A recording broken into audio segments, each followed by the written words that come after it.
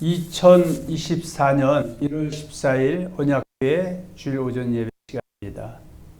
올해 우리 교회 목표는 든든히 서가는 교회로 설정했습니다. 우리 교회가 든든히 서가는 교회가 되려면 교회 성장의 롤모델인 사도행전에 대해 잘 알아야 합니다. 그러므로 우리는 이번 주부터 사도행전에 대하여 집중적인 관심을 가지고 강해하고자 합니다. 본문 사도행전 1장 8절입니다. 오직 성령이 너희에게 임하시면 너희가 권능을 받고 예루살렘과 온 유대와 사마리아와 땅끝까지 이르러 내 증인이 되리라 하시니라. 아멘. 오늘 사도행전 1장 강해를 할 것인데 이 1장은 크게 세 부문으로 나눠서 한번 보기로 하겠습니다. 첫째는 사도행전 1장 1절에서 5절을 보겠고, 두 번째는 사도행전 1장 6절로 11절을 보겠고, 셋째로는 사도행전 1장 12절 26절을 보겠습니다. 먼저 사도행전 1장 1절로 5절입니다. 사도행전 1장 1절로 5절은 사도행전을 기록한 목적에 대해서 말씀하고 있습니다. 사도행전 1장 1절로 2절입니다. 사도행전 1장 1절 2절에는 사도행전보다 먼저 쓴 글에 대해서 언급하고 있습니다. 사도행전 1장 1절로 2절에서 언급한 사도행전보다 먼저 쓴 글은 누가복음입니다. 우리 누가복음 1절과 4절 한번 보겠습니다. 우리 중에 이루어진 사실에 대하여 처음부터 목격자와 말씀에 일품된 자들이 전하여 준 대로 내려 저술하려고 든 사람이 많은지라. 그 모든 일 근원부터 자세히 미루어 살피지 않아도 데오빌로 앞에 차례대로 써보내는 것이 좋은 줄 알았노니 이는 각하가 알고 있는 바를 더 확실히 하려 함이로라. 지금 누가복음 서문에도 데오빌로에게 대해서 사역의 시작부터 부활 승천까지를 기록했다고 말씀하고 있고요. 또 사도행전 그 서두에도 데오빌로 각하여면서 데오빌로라는 그 믿음의 사람에게 누가복음 말씀 2편에 이어서 교회가 전 세계로 전포되는 그 내용에 대해서 집필서라고 말씀하고 있습니다.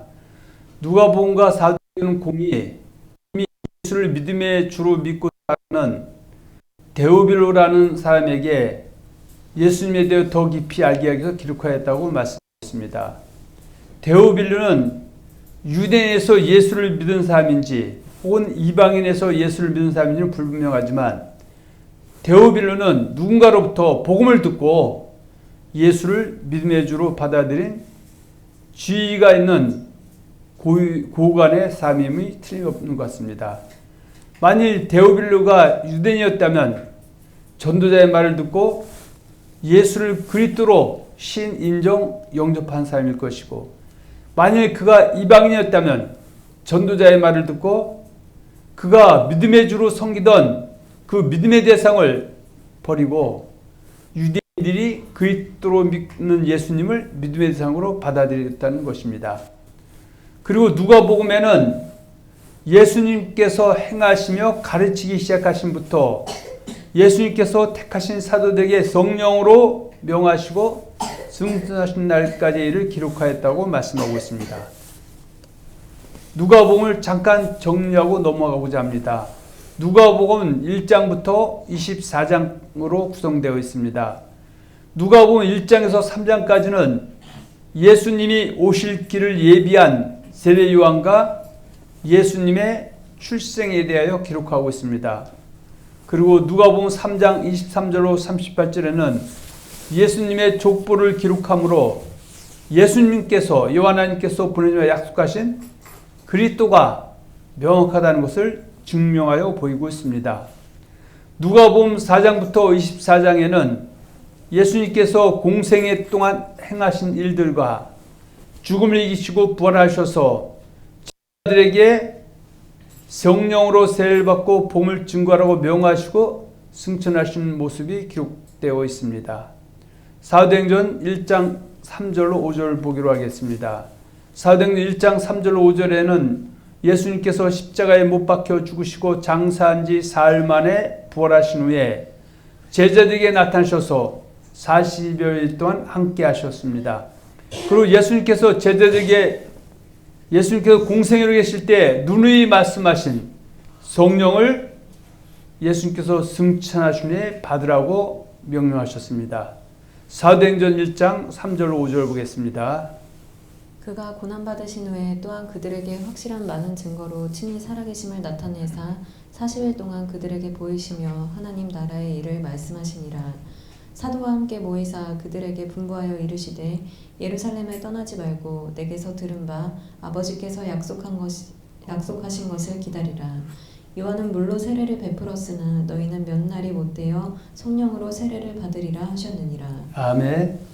이미 예수님께서는 공생애로 계실 때 제자들에게 틈나는 대로 자신이 부활 승천한 후에 성령을 보내줄 것이라고 말씀하셨고 그 성령을 받으라고 명하셨습니다. 우리가 잘 알고 있는 말씀 마태복음 7장 7절과 11절에 있는 말씀 봅니다. 구하라 그리하면 너희에게 주실 것이요 찾으라 그리하면 찾아낼 것이요 문을 두드리라 그리하면 너희에게 열릴 것이니 구하는 이마다 받을 것이요 찾는 이는 찾아낼 것이요 두드리는 이에게는 열릴 것이니라. 너희 중에 누가 아들이 떡을 달라 하는데 돌을 주며 생선을 달라 하는데 뱀을 줄 사람이 있겠느냐. 너희가 악한 자라도 좋은 것으로 자식에게 줄 알거든 하물며 하늘에 계신 너희 아버지께서 구하는 자에게 좋은 것으로 주시지 않겠느냐. 우리가 우리 설교자들을 또 많이 인용하는 말씀이 마태복음 7장 7절 11절이죠. 구하고 찾고 두드리면 뭘 주겠다? 가장 좋은 것. 근데 여기서 마태복음 7장 7절에서 11절만 보고 마태복음 13장 9절 13절을 등한히 함을 통해서 그저 육신의 것들, 세상의 것들 또 이런 것을 우리가 기도하면 하나님이 주시는 것으로 많이 설교하는데 마태복음 7장 7절과 11절에서 말씀하고 구하고 찾고 두드리면 주시겠다는 가장 좋은 것은 바로 뭐다? 성령이라는 것을 우리는 이번 시간을 통해서 다시 한번 또 깨닫고 성령 받기를 소망해야 될 줄 믿습니다. 자, 누가복음 11장 9절과 13절도 12절까지는 마태복음 7장 7절에서 10절까지 갖고 13절에 가장 좋은 것 주시겠다고 했는데 가장 무엇이냐? 바로 성령이라는 것에서 말씀하고 있죠. 자, 누가복음 11장 13절. 너희가 악할지라도 좋은 것을 자식에게 줄 알거든 하물며 너희 하늘 아버지께서 구하는 자에게 성령을 주시지 않겠느냐 하시니라. 그래서 예수님이 공생을 했을 때 내가 떠나면 너희가 구하고 찾고 두드리면 가장 좋은 것 주겠다. 그것이 뭐냐? 성령이다. 근데 이 성령은 예수님이 이 땅에 계실 때 주시는 것이 아니라 예수님이 영광을 받은 후에 주시겠다. 뭐요? 십자가에 못 박혀 죽으시고 장사한 지 사흘 만에 40여일 동안 제어 계시다가 감람산에서 승천하신 그 이후에 주겠다. 왜냐하면 예수님이 공생일 때 예수님 자신이 보혜사였지만 예수님이 떠나버리면은 제자들은 바로 뭐다? 고아처럼 버려두기에 대해서 방황하고 또 길을 잃어버릴까봐 성령을 보내서 예수님 살아계실 때처럼 그들을 옳은 길로 이겨내게 해주겠다. 그 얘기죠. 그래서 요한복음 7장 37절 39절 특히 39절에는 이 성령은 예수님이 이 땅에 계실 때 보내준 것이 아니라 떠난 후에 보내준 것이다. 그러면 성령은 예수를 우리가 그리스도로 영접하는 것은 성령을 통해서 된다고 고린도서 12장 3절에서 말씀하고 있죠. 성령으로 아니하면 예수를 주라 하실 수 없다. 그러니까 예수를 성김의 대상, 믿음의 대상으로 받아들이는 성령의 역사와 지금 예수님이 떠나는 보낸 성령의 역사는 같은 성령의 다른 역사이다라는 것이죠. 할렐루야. 네. 자, 요한복음 7장 37절 39절 이어서 봅니다. 명절 끝날 곧 큰 날에 예수께서 서서 외쳐 이르시되 누구든지 목마르거든 내게로 와서 마시라. 나를 믿는 자는 성경의 이름과 같이 그 배에서 생수의 강이 흘러나오리라 하시니 이는 그를 믿는 자들이 받을 성령을 가리켜 말씀하신 것이라. 이것이 뭡니까? 믿는 자들이 받을 성령이다. 그러면서 가로 열고 가로 닫고 이렇게 돼 있죠. 가로 열고 예수께서 아직 영광을 받지 아니하셨으므로 성령이 아직 그들에게 계시지 아니하시니 그러니까 영광을 받으신다는 것은 예수님이 아버지의 말씀에 죽기까지 복종해서 구원의 사역을 완성하는 것, 예수님이 승천하는 것까지가 일단은 영광을 받는 것이죠. 근데 아직 영광을 받지 않았을 때 성령이 계시지 아니했다. 그러니까 공생애 때는 아직 안 계셨다고 얘기죠. 자, 요한복음 14장 16절, 15장 16절 같은 말씀인데 이어서 한번 보겠습니다. 보혜사 곧 아버지께서 내 이름으로 보내실 성령 그가 너희에게 모든 것을 가르치고 내가 너희에게 말한 모든 것을 생각나게 하리라. 요한복음 14장 1절 2절에 보면 너희는 마음에 근심하지 말라 하나님을 믿으니 또 나를 믿으라. 내 아버지 집에 거할 곳이 많도다. 내가 초소를 예배로 가노니 가서 초소가 예비되면 너희를 나의 있는 곳으로 인도해서 영원히 함께 하겠다고 말씀하셨죠. 그러니까 그 당시에 예수님이 이제 제자들에게 내가 십자가에 못 박혀 죽임당하고 당하게 될 것이라고 얘기하니까 제자들이 어떻게 해요?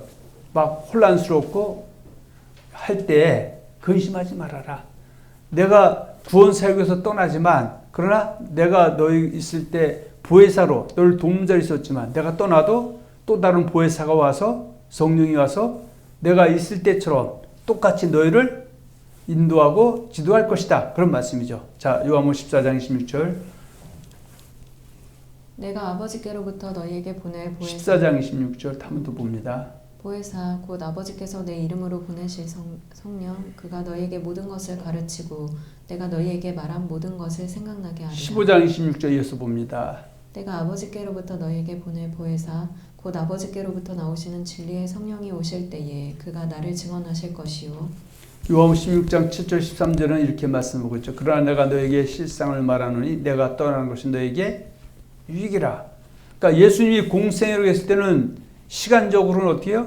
이스라엘 땅, 가나안 땅 여기 묶여 있지만 이 복음이 전 세계로 전파됐을 때 예수님이 일일이 전 세계 다니면서 그들을 지도하고 해야 되는데 내가 떠나가고 성령이 오면 하나님의 영이 와서 전 세계 누구든지 예수를 믿는 사람에게 예수님이 공생애처럼 같이 치리해 줄 것이다. 그런 얘기입니다. 그러나 내가 너에게 실상을 말하노니 내가 떠나는 것이 너에게 유익이라. 내가 떠나가지 아니하면 보혜사가 너에게로 오시지 아니할 것이요 가면 내가 그를 너에게로 보내리니 그가 와서 죄에 대하여 의에 대하여 심판에 대하여 세상을 책망하시리라. 죄에 대하여라면 그들이 나를 믿지 아니하며 의에 대하여라면 내가 아버지께로 가니 너희가 다시 나를 보지 못하며 심판에 대하여라면 이 세상 임금이 심판을 받았습니다. 내가 아직도 너에게 이를 것이 많으나 지금 너희가 감당하지 못할 것이다. 13절 봅니다. 그러나 진리의 성령이 오시면 그가 너희를 모든 진리 가운데로 인도하시리니 그가 스스로 말하지 않고 오직 들은 것을 말하며 장래 일을 너희에게 알리시리라. 아멘. 아멘. 예수님께서는 제자들에게 반드시 성령을 받아야 될 이유에 대해서 말씀하셨습니다. 예수님께서 제자들에게 성령을 받게 되면 환난에서 이길 힘을 공급받게 될 것이라고 말씀하셨죠. 마태복음 10장 16, 22절 봅니다. 보라 내가 너희를 보냄이 양을 이리 가운데로 보냄과 같도다. 그러므로 너희는 뱀같이 지혜롭고 비둘기같이 순결하라. 사람들을 삼가라. 그들이 너희를 여기서 사람들은 누구냐면요. 예수 믿는 것 때문에 복음 전하는 것 때문에 예수 믿고 복음 전하는 사람들을 환난에 들어가게 하는 사람들이죠. 그러니까 예수를 그리스도 부인하는 사람들이죠. 자, 사람들을 삼가라. 사람들을 삼가라. 그들이 너희를 공회에 넘겨주겠고 그들의 회당에서 채찍질하리라. 또 너희가 나로 말미암아 총독들과 임금들 앞에 끌려가리니 이는 그들과 이방인들에게 증거가 되게 하려 하심이라. 너희를 넘겨줄 때에 어떻게 또는 무엇을 말할까 염려하지 말라. 그때에 너희에게 할 말을 주시리니 말하는 이는 너희가 아니라 너희 속에서 말씀하시는 이 곧 너희 아버지의 성령이시니라. 아멘. 그래서 사도행전에 보면 특히 이제 1장에서 4장도 이렇게 보면은 베드로가 그 유대인들에게 예루살렘에서 예수가 부활했고 예수가 그것 때문에 틀림없다고 전했을 때 그들이 공회에 잡혀 들어가게 되죠. 그때 하나님이 이 성령 받은 그들에게 지혜와 총명을 주셔서 그들을 잡아서 고에 넘기는 사람들을 이길 수 있는 그런 능력을 부어주는 것을 우리가 성령을 통해서 볼 수가 있습니다. 할렐루야. 자, 성령을 받게 되면 능력을 받게 되고 그래서 복음을 증거하는데 많은 유익을 줄 수 있다고 말씀하고 있습니다. 자, 우리 한번 봅니다. 사도행전 1장 8절. 오직 성령이 너희에게 임하시면 너희가 권능을 받고 예루살렘과 온 유대와 사마리아와 땅끝까지 이르러 내 증인이 되리라 하시니라. 그 성령이 임하게 되면 권능을 받게 될 것이다. 그 권능을 받은 후에 또 하나님께서 위에서 주신 능력을 받은 후에 움직이라고 말씀하신 것이죠. 그 권능 중에 하나가 고린도 12장 4절 11절에 잘 기록되어 있습니다. 은사는 여러 가지나 성령은 같고 직분은 여러 가지나 주는 같으며 또 사역은 여러 가지나 모든 것을 모든 사람 가운데서 이루시는 하나님은 같으니 각 사람에게 성령을 나타내심은 유익하게 하려 하심이라. 어떤 사람에게는 성령으로 말미암아 지혜의 말씀을, 어떤 사람에게는 같은 성령을 따라 지식의 말씀을, 다른 사람에게는 같은 성령으로 믿음을, 어떤 사람에게는 한 성령으로 병 고치는 은사를, 어떤 사람에게는 능력 행함을, 어떤 사람에게는 예언함을, 어떤 사람에게는 영들 분별함을, 다른 사람에게는 각종 방언 말함을, 어떤 사람들에게는 방언들 통역함을 주시나니 이 모든 일은 같은 한 성령이 행하사 그의 뜻대로 각 사람에게 나누어 주시는 것이니라. 하나님께서 은사를 주셔서 능력을 행하게 하는 이유는 바로 고린도 12장 7절에 있는 것처럼 각 사람에게 성령을 나타내시면 유익하게 하려 합니다. 어디? 교회에 복음 전하는데 예수 믿는데 유익을 주려 합니다. 이렇게 말씀하고 있습니다. 그래서 요한복음 20장 30절 31절에 보면 예수께서도 공생에 계실 때 이적과 기적과 표적을 많이 행하신 이유는 예수가 하나님의 아들 그리스도이심을 믿게 하고 또 그 이름을 힘입어서 생명을 얻게 하려 함이라고 말씀하고 있습니다. 성령을 받게 되면 진리를 알게 된다고 말씀하셨습니다.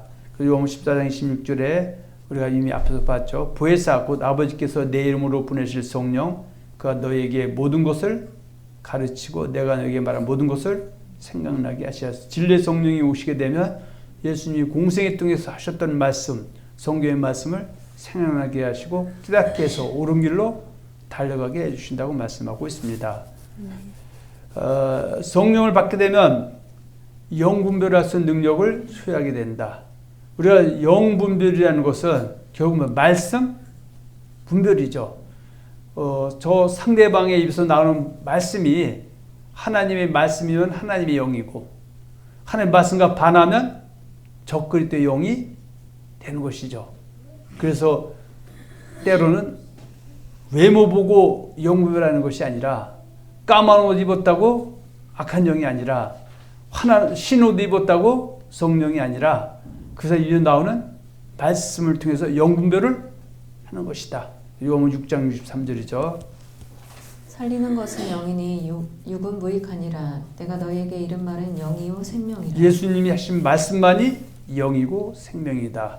그래서 그 말씀대로 입에서 흘러나오면 예수의 영이고 예수의 말씀과 반하는 거짓말들이 흘러나오면 거짓의 영이다. 자, 요한일서 2장 18절로 23절에 이런 말씀이 있죠. 한번 봅니다.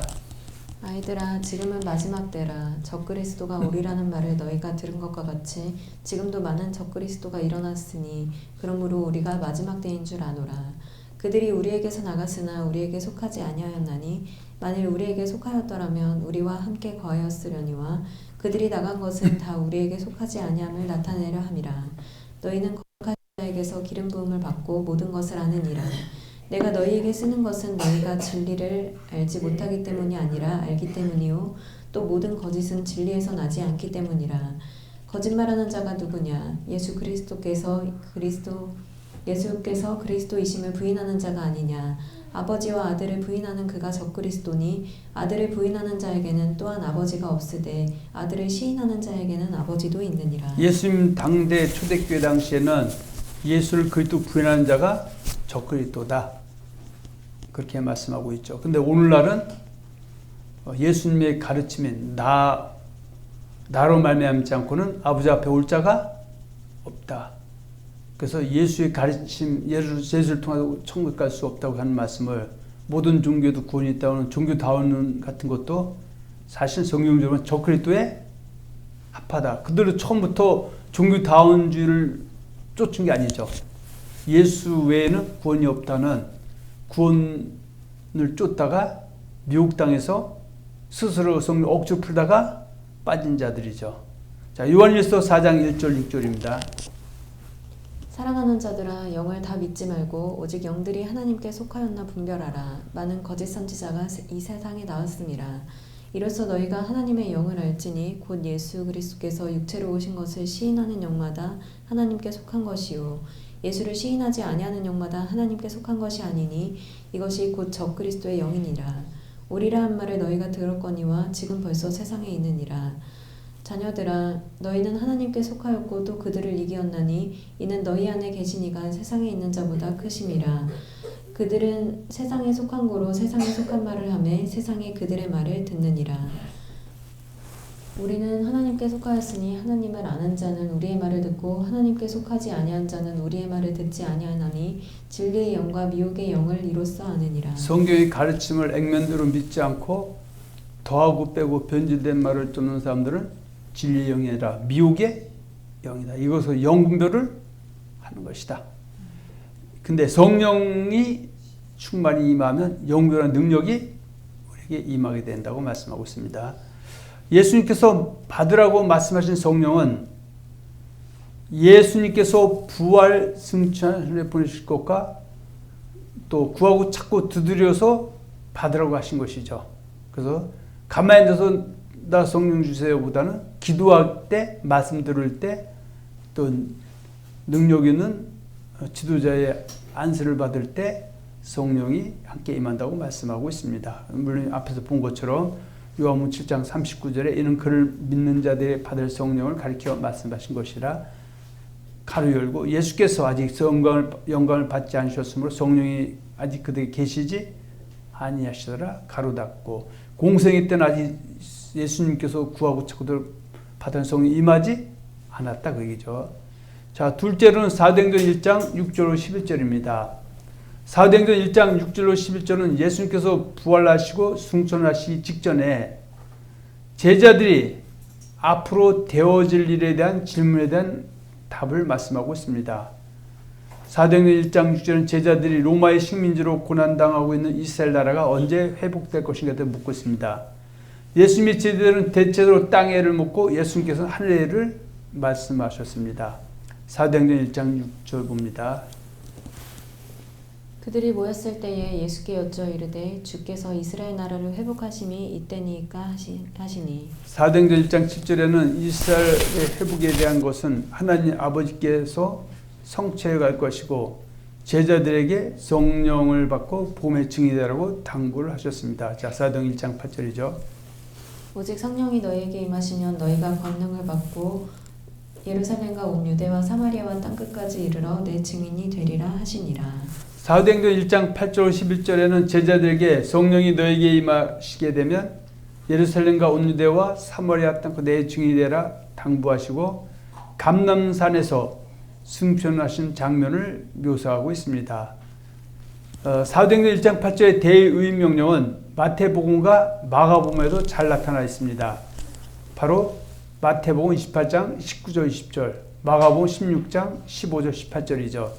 마태복음 28장 18절 20절에 보면 예수께서 나와 말씀하여 이르시되 하늘과 땅의 모든 권세를 내게 주셨으니 그러므로 너희는 가서 모든 민족을 제자로 삼아 아버지와 아들과 성령의 이름으로 세례를 베풀고 내가 너에게 분부한 모든 것을 가르쳐 지키게 하라.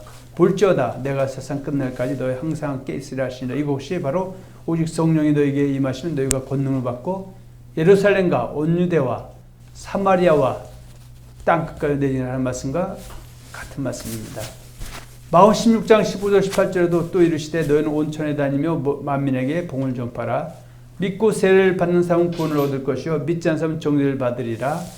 믿는 자들에게 이런 표적이 따르리니 곧 그들이 내 이름으로 귀신을 쫓아내며 새 방언을 말하며 뱀을 집어올리며 무슨 독을 마실지라도 해를 받지 아니하며 병든 손을 나으리라 하시더라.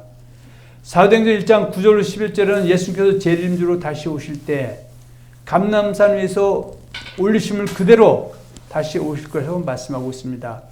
초대교회 성도들은 모든 신앙의 초점을 다시 오실 그리스도 예수님께 맞췄던 것입니다. 그 디모데후서 4장 1절에 보면 장차 예수님께서 오실 때 주님 앞에 우리가 서기 위해서 바른 복음을 믿고 쫓아야 한다고 말씀하고 있습니다. 이미 예수를 믿음의 주로 믿는 사람들에게는 예수님께서 항상 강조했던 것은 그날 그때였습니다. 사도행전 1장 9절 11절 봅니다. 이 말씀을 마치시고 그들이 보는데 올려져 가시니 구름이 그를 가리어 보이지 않게 하더라. 올라가실 때에 제자들이 자세히 하늘을 쳐다보고 있는데 흰옷 입은 두 사람이 그들 곁에 서서 이르되 갈릴리 사람들아 어찌하여 서서 하늘을 쳐다보느냐 너희 가운데서 하늘로 올려주신 이 예수는 하늘로 가심을 본 그대로 오시리라 하였느니라. 아멘. 셋째로는 사도행전 1장 12절로 26절입니다. 사도행전 1장 12절로 14절에는 120여 명 정도의 사람들이 마가다락방에 올라가 예수님께서 보내주마 약속한 성령의 임재를 고대하고 열심히 기도하였다고 말씀하고 있습니다. 사도행전 1장 12, 14절입니다. 제자들이 감람원이라는 산으로부터 예루살렘에 돌아오니 이 산은 예루살렘에서 가까워 안식일에 가기 알맞은 길이라. 들어가 그들이 유하는 다락방에 올라가니 베드로, 요한, 야고보, 안드레와 빌립, 도마와 바돌로메, 마테와 및 알페오의 아들 야고보, 셀롯인 시몬, 야고보의 아들 유다가 다 거기 있어 여자들과 예수의 어머니 마리아와 예수의 아우들과 더불어 마음을 같이하여 오로지 기도에 힘쓰더라. 그들이 뭐랍니까? 마음을 같이 오로지 기도에 힘쓸 때 성령의 세례를 받게 된 것이죠. 사도행전 1장 15절로 26절에는 마가다락방에 모인 제4도와 제자들이 가룟 유다의 죽음으로 결혼이 된 사도를 세우는 장면을 기록하고 있습니다. 사도행전 1장 15절 20절에 보면 가룟 유다의 죽음으로 사도를 다시 세우는 것은 성경의 예언의 성취라고 말하고 있습니다. 이 얘기는 뭡니까?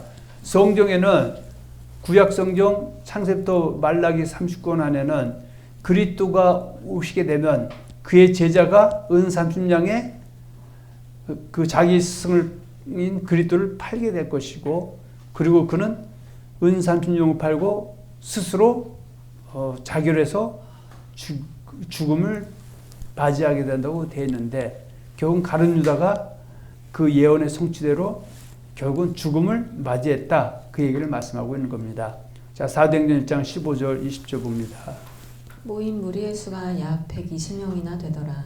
그때 베드로가 그 형제들 가운데 일어서서 이르되 형제들아 성령이 다윗의 입을 통하여 예수 잡는 자들의 길잡이가 된 유다를 가리켜 미리 말씀하신 성경이 응하였으니 마땅하도다. 이 사람은 본래 우리 수 가운데 참여하여 이 직무의 한 부분을 맡았던 자라. 이 사람이 불의의 사고로 밭을 사고 후에 몸이 곤두박질하여 배가 터져 창자가 다 흘러나온지라. 이 일이 예루살렘에 사는 모든 사람에게 알려져 그들의 말로는 그 밭을 아겔다마라 하니 이는 피밭이라는 뜻이라. 시편에 기록되었으되 그의 거처를 황폐하게 하시며 거기 거하는 자가 없게 하소서 하였고 또 일렀으되 그의 직분을 타인이 취하게 하소서 하였도다.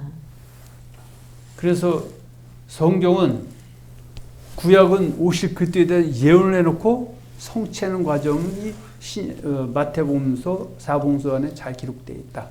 그리고 이제 특히 마태복음부터 요한계시록 안에는 다시 오실 그리스도에 대한 예언을 해놓고 이제 성취하는 과정에 있습니다. 사도행전 1장 21절로 26절에는 가룟 유다의 죽음으로 결연된 다시 세월 사도의 기준을 제시하고 있으며 또 그 사도의 기준에 맞는 사람이 맏대를 제비뽑아 세운 장면이 기록되어 있다. 사도행전 1장 21절 22절에 세울 사도의 기준을 정하고 있는데 그 내용 뭡니까? 예수님과 공생애 동안 함께했던 사람을 세워서 예수의 부활하심을 증언할 것이라고 말씀하고 있습니다. 우리는 여기서 신사도주의를 주장하는 사람들의 허구성을 증명할 수가 있습니다. 왜냐하면 사도는 바로 예수님과 공생애 동안 함께 하였던 사람 중에서 예수의 부활을 목격했던 사람 중에서 세우기 때문입니다. 자, 사도행전 1장 21절 22절 봅니다. 이러함으로 요한의 세례로부터 우리 가운데서 올려져 가신 날까지 주 예수께서 우리 가운데 출입하실 때에 항상 우리와 함께 다니던 사람 중에 하나를 세워 우리와 더불어 예수께서 부활하심을 증언할 사람이 되게 하여야 하리라 하거늘. 그래서 사도의 세울 기준은 요한의 세례로부터 우리 가운데서 올려져 가신 날까지 주 예수께서 우리 가운데 출입하실 때 항상 우리와 함께 다니는 사람 중에 하나를 세워 우리와 더불어 예수께서 뭘 증언한다? 부활하심을 증언할 사람이 되어야 하리라. 그래서 초대교회 이스라엘 사도들이 제자들이 유대인들에게 복음을 전할 때 일성이면 예수가 뭐했다? 부활했다. 그래서 부활했다는 것은 예수가 그리스도이심이 틀림없다는 것에 대한 확증이기 때문에 예수를 그리스도 믿어라 안 해도 부활했다는 사실을 받아들이면 예수가 그렇다는 것을 인정하는 것이다. 그런 얘기입니다. 사도행전 1장 23절 26절은 봉사와 사도의 직분을 대신할 사람을 제비와 마띠아를 세웠다고 말씀하고 있습니다. 그럼 마띠아는 결국은 세례요한 때부터 예수님의 부활 승천까지 함께했던 사람이다. 이렇게 말씀할 수 있죠. 자, 사도행전 1장 23절 26절 봅니다. 그들이 두 사람을 내세우니 하나는 바사바라고도 하고 별명은 유스도라고도 하는 요셉이요 하나는 마띠아라. 그들이 기도하여 이르되 무사람의 마음을 아시는 주여 이 두 사람 중에 누가 주님께 택하신 바 되어 봉사와 및 사도의 직무를 대신할 자인지를 보이시옵소서. 유다는 이 직무를 버리고 제 곳으로 갔나이다 하고 제비 뽑아 마띠아를 얻으니 그가 11사도의 수에 들어가니라. 아멘.